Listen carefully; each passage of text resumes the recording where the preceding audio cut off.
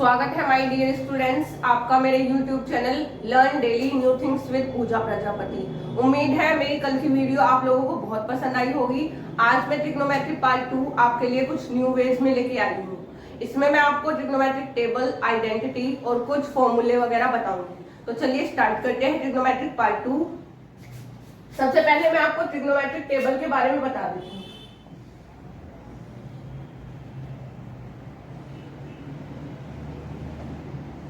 यहाँ से काफी क्वेश्चंस पूछे जाते हैं। ये आपके competitive exams 10th, 11th, 12th और हर क्लास के लिए यूजफुल है। तो चलिए मैं आपको ट्रिग्नोमेट्रिक टेबल चार्ट बना के दिखाती हूँ। ये है हमारा थीटा, कल मैंने आपको बताया था एंगल है। इसमें आपको कुछ वैल्यूज जैसे 0 डिग्री, 30 डिग्री, 45 डिग्री, 60 डिग्री और 90 डिग्री की वैल्यूज वाला चार्ट याद करना पड़ेगा। ये वैल्यूज आपकी क्वेश्चंस में बहुत मदद करेगी। साइन थीटा, कल मैंने आपको 6 सिंबल बताए थे। Sine theta, cos theta, tan theta, sine का उल्टा होता है कोसेक थीटा, कोस का उल्टा होता है सेक थीटा और टेन का उल्टा मैंने कल बताया था आपको होता है कोट थीटा। तो चलिए मैं आपको ये वैल्यूज बता देती हूँ, आप इसको नोट कर लीजिएगा। ये आपके क्वेश्चंस में बहुत मदद करेगी। इस चार्ट को आप अपनी नोटबुक में उतार लेना। इससे रिलेटेड क्वेश्चंस हम आगे देखने वाले हैं।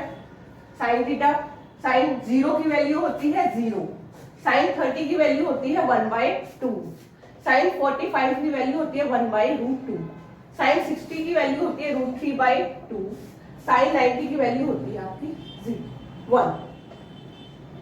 इसी प्रकार कोस 0 की वैल्यू होती है 1, कोस 30 की वैल्यू होती है √3/2, कोस 45 की वैल्यू होती है 1/√2, कोस 60 की वैल्यू होती है 1/2 और कोस 90 की वैल्यू होती है 0। tan की बात करें तो tan sine theta upon cos theta को डिवाइड करने पर tan की वैल्यू आ जाती है। कोस साइन 0 होता है, कोस 0 1 होता है। तो इन दोनों को डिवाइड करेंगे तो tan 0 की वैल्यू आपकी आ जाएगी 0/1 यानी कि 0।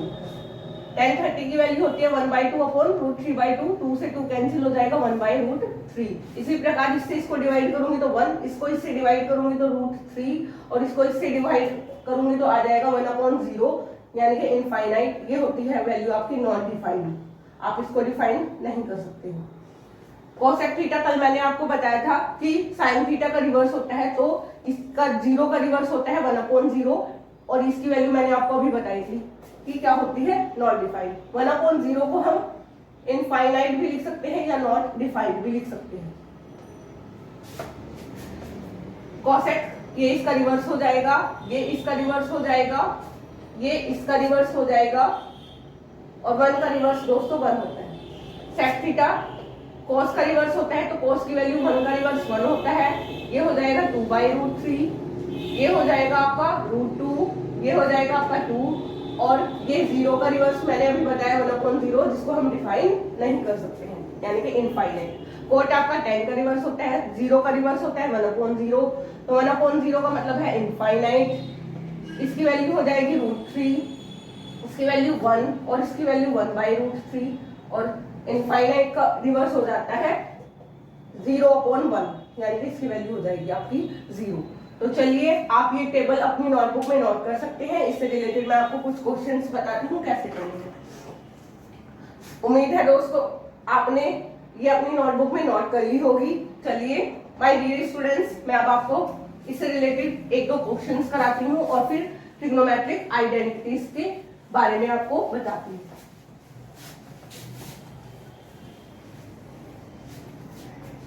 इससे रिलेटेड कुछ एग्जांपल्स मैं आपको कराने जा रही हूँ। जैसे कि एग्जांपल 1 मैंने आपको लिखा है sine 30 degree plus cos 45 degree की वैल्यू बताइए, इसका मान कितना होगा। तो साइन 30 की वैल्यू होती है आपकी 1/2 प्लस कॉस 45 डिग्री की वैल्यू होती है आपकी 1/√2। जब हम इसको सोल्व करेंगे तो एलसीएम आएगा इसका 2√2। 2 से 2 कैंसिल करेंगे, √2 बचेगा, √2 की मल्टीप्लाई 1 में करेंगे तो आएगा √2, √2 से √2 कैंसिल, बचेगा 1, 2 की मल्टीप्लाई 1 में करेंगे तो आ जाएगा 2। तो ये आप इसका आंसर छोड़ सकते हैं, ठीक है। इसको रेशनलाइज भी कर सकते हैं, अदरवाइज यहाँ तक ये क्वेश्चन आपका सोल्व हो चुका है। क्वेश्चन नंबर 2, इसमें आपसे जैसे पूछ लेता है कि tan 60 degree plus cot 30 degree की वैल्यू कितनी होगी। tan 60 की वैल्यू कितनी होती है, tan 60 की वैल्यू आपकी होती है √3 और cot 30 की वैल्यू भी आपकी कितनी होती है √3। √3 को √3 में ऐड करेंगे तो ये हो जाएगा 2√3, तो इसका आंसर आ जाएगा 2√3। इसी प्रकार आप वैल्यू से रिलेटेड कितने भी क्वेश्चन सॉल्व कर सकते हो। तो चलिए अब मैं आपको ट्रिग्नोमेट्रिक आइडेंटिटीज के बारे में कुछ बताने जा रही हूँ और फिर उससे रिलेटेड एक दो questions. Trigonometric identities,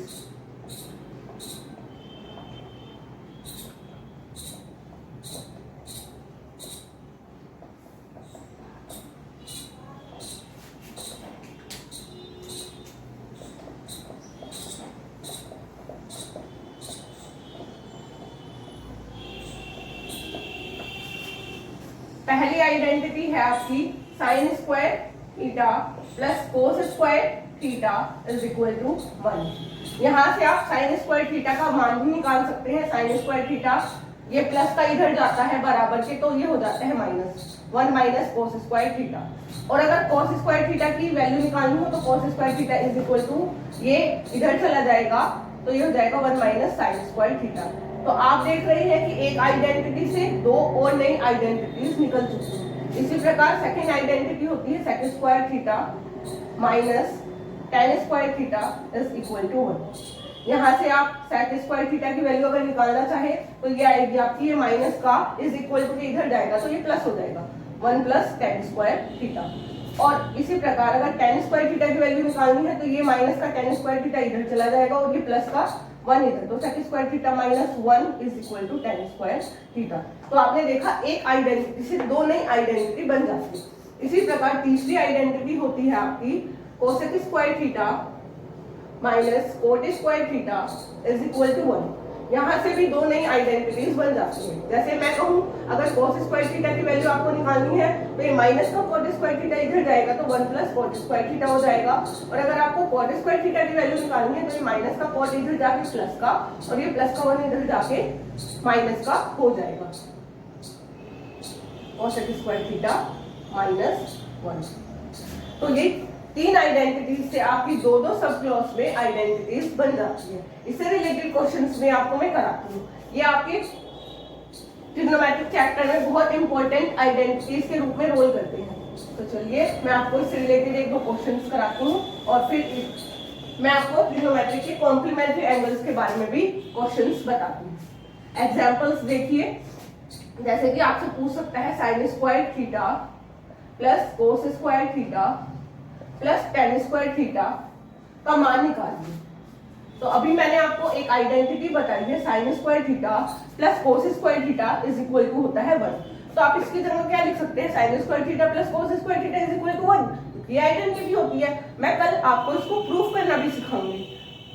plus tan square theta as it is. फिर मैंने आपको एक आइडेंटिटी और बताई थी कि sec square theta minus tan square theta is equal to होता है 1। और इसका सब क्लोज भी बताया था मैंने कि अगर सेक स्क्वायर थीटा की वैल्यू निकाले तो ये माइनस का इधर जाके क्या हो जाता है 1 प्लस tan स्क्वायर थीटा। तो आपने देखा होगा कि 1 प्लस tan स्क्वायर थीटा आपके किसके बराबर है, सेक स्क्वायर थीटा। तो आप 1 प्लस tan स्क्वायर थीटा की जगह क्या लिख सकते हो, my dear students, sec square theta. और ये आपका क्या हो जाएगा आंसर। इसी प्रकार आप आइडेंटिटीज से रिलेटेड काफी सारे क्वेश्चंस हैं जो मैं आपको एक्सरसाइज के थ्रू कराऊंगी। अभी मैंने आपको सिर्फ आइडेंटिटीज टेबल और कुछ फॉर्मूले बताने हैं। कल मैं आपको क्वेश्चंस कराऊंगी इन सब चीजों से रिलेटेड। तो चलिए मैं आपको कॉम्प्लीमेंट्री एंगल्स के बारे में बताती हूँ। उम्मीद है माय डियर स्टूडेंट्स आपको मेरी वीडियो यहाँ तक बहुत अच्छी लगी होगी। तो चलिए मैं आपको ट्रिग्नोमेट्रिक रेशियो के कॉम्प्लीमेंट्री एंगल्स के बारे में समझाने जा रही हूँ। Trigonometric ratios of complementary angles। Complementary angles को हिंदी में पूरक कोण कहते हैं। क्या कहते हैं? पूरक कोण। सबसे पहले मैं आपको पूरक कोण की डिफाइन कर देती हूँ। पूरक कोण होता है जब कोई भी दो कोणों का योग आपका कितना डिग्री होता है? 90 डिग्री, तो वो पूरक कोण यानी कि कॉम्प्लीमेंट्री एंगल कहलाते हैं।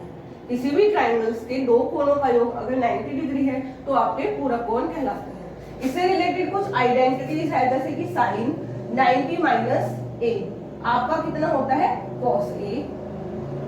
cos 90 माइनस ए, यहाँ पर एंगल डिनोट करता है, ये होता है आपका sin A। tan 90 minus A is equal to होता है आपका cot A। cot 90 minus A is equal to होता है tan A।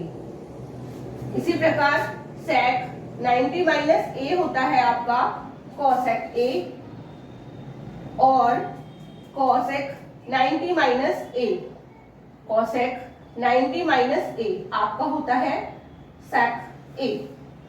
मैं आपको एक आइडेंटिटी इससे रिलेटेड शो करके दिखा देती हूँ डायग्राम बनाकर, जिससे आपको क्लियर हो जाएगा कि ये आया कैसे है। तो देखिए, हम एक राइट एंगल बना देते हैं 90 डिग्री। ये है आपका 90 डिग्री, ये आपका एंगल ए, ये बी और ये सी। ठीक है, ये आपका परपेंडिकुलर हो जाता है, ये आपका बेस और ये आपका हाइपोटेन्यूस। हिंदी में इसको लंब बोलते हैं, इसको आधार बोलते हैं और इसको कर्ण बोलते हैं। कल मैंने आपको बताया था एंगल के सामने वाली साइड्स को, अपोजिट साइड को, एंगल के सामने वाली अपोजिट साइड को परपेंडिकुलर बोलते हैं, एंगल वाली साइड को बेस बोलते हैं, और 90 डिग्री के अपोजिट साइड को सबसे बड़ी भुजा यानी कि कर्ण बोलते हैं, हाइपोटेन्यूस। तो चलिए मैं आपको बताती हूँ कैसे आया। अगर मैं यहाँ पे बात करती हूँ cos A, क्योंकि अभी हमने एंगल कितना मान रखा है A, तो cos A बराबर मैंने कल आपको बताया था, ये होता है आपका बेस अपॉन हाइपोटेन्यूस, यानी कि आधार अपॉन कर्ण, आधार अपॉन कर्ण। तो डायग्राम के अकॉर्डिंग आधार कितना है आपका BA, और कर्ण कितना है आपका, यानी कि हाइपोटेन्यूस कितना है आपका CA। ये आप इक्वेशन नंबर 1 मान सकते हो, यानी कि cos A की वैल्यू है BA अपॉन CA। इसी प्रकार अगर मैं आपसे कहूं कि sin 90 माइनस ए बराबर क्या होगा, पहले मैं आपको बताती हूँ कि त्रिभुज के तीनों कोणों का योग angle A plus B plus C बराबर होता है 180। अगर मैं कहूँ कि एंगल B तो हमारा क्या है? समकोण, तो एंगल B का मान हो जाएगा 90 डिग्री। तो यहाँ से आपका एंगल A प्लस C कितना निकल के आ जाएगा? आपका होगी 90 डिग्री। ये प्लस का 90 इधर जाके माइनस का 180 में से 90 घटाओगे तो 90। तो यहाँ से मैं अगर कहूँ आप एंगल C का मान निकालो तो आपको होगी 90 माइनस ए आएगा। तो मैं इस 90 माइनस ए की जगह क्या लिख सकती हूँ? Angle C। तो ये हो जाएगा साइन C, यानी कि अब हमें एंगल क्या मानना है? C। अब एंगल C है तो एंगल के अपोजिट साइड क्या होती है? परपेंडिकुलर। एंगल के अपोजिट वाली साइड क्या होती है? परपेंडिकुलर।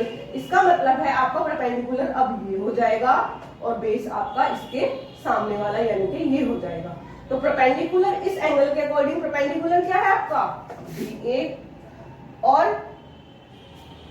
आपका हाइपोटेन्यूस कितना है? CA, वो नहीं चेंज होता है। तो यानी कि इक्वेशन 1 और 2 से, इक्वेशन 1 और 2 से cos A का मान किसके बराबर हो गया है? sin 90 माइनस ए। इसी प्रकार आप सारी आइडेंटिटीज इस ट्रायंगल से प्रूव कर सकते हैं। उम्मीद है माय डियर स्टूडेंट्स को आज की मेरी वीडियो बहुत पसंद आई होगी। अगर इससे रिलेटेड आपको कोई भी क्वेरी या प्रॉब्लम हो तो आप कमेंट सेक्शन में लिख के भेज सकते हैं। अगर मेरी वीडियो अच्छी लगी हो तो सब्सक्राइब कीजिए माय चैनल को, और लाइक और शेयर करना ना भूलें। Thank you my dear students.